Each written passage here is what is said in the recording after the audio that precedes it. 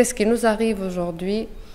Pourquoi ça s'est passé de cette manière? On sait au moins que cette révolution n'a pas eu de leader, n'a pas eu de prophète, ça c'est certain. Et que les émeutes, au moment où ils ont éclaté, surtout au moment où ils ont gagné la capitale, on a été l'écho justement de ces gens qui sortaient pour revendiquer leurs droits au travail. Ça, c'est la chose la plus importante. Et travail égale dignité, et dignité égale liberté. C'est un slogan qui n'est pas comme ça décousu, c'est un slogan, c'est une équation, c'est le pain qui donne la dignité qui donne la liberté. Donc ce n'est pas quelque chose aujourd'hui, moi je ne peux pas imaginer qu'aujourd'hui encore plus on peut dissocier le combat de la liberté, par exemple, d'expression, à un combat autre qu'un combat citoyen.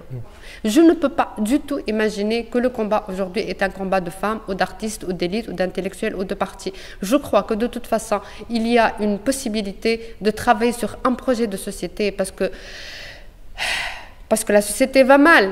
Et moi, je dis, imagine un corps qui a des ulcères, qui a une palpitation, qui a une migraine, et tu lui mets juste un rouge à lèvres pour lui dire non, tout va bien. C'est pas possible. C'est-à-dire, tu ne peux pas juste aujourd'hui défendre le statut de la femme. Aujourd'hui, s'il va y avoir un problème de liberté, ce sera pour tout le monde.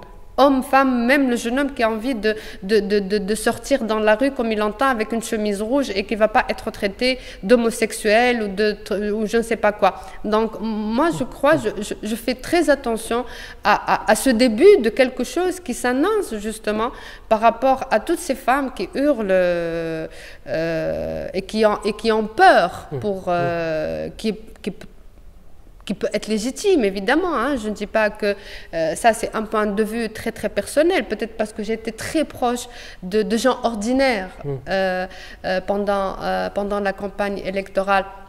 Et donc, je me dis qu'il y a aussi autre chose à voir dans ce pays que le code du statut de la femme ou la liberté d'expression. Parce que de toute façon, celui qui n'a pas de quoi manger, ta liberté ne représente absolument rien pour lui. Et donc, quand la société ira mieux, quand il y a un vrai projet pour que les gens puissent vivre dans la dignité, alors moi je pense qu'au moment où on a le pain, on peut être assoiffé de liberté. Et c'est ça ce que j'essaye de vivre d'abord, parce que déjà, il faut que je commence par moi, par essayer de comprendre, par proposer autre chose que sortir dans la rue pour dire les femmes, les femmes, les femmes, et